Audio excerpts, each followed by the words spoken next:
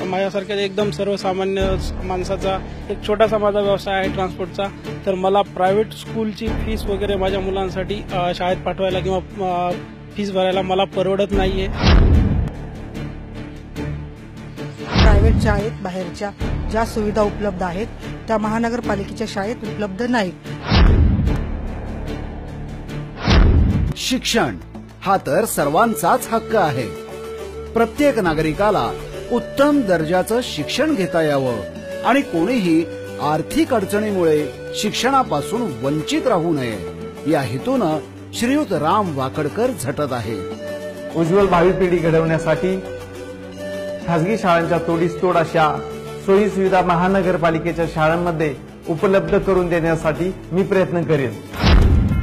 प्रश्न अनेक उत्तर एक। श्री राम हनुमंत वाकडकर।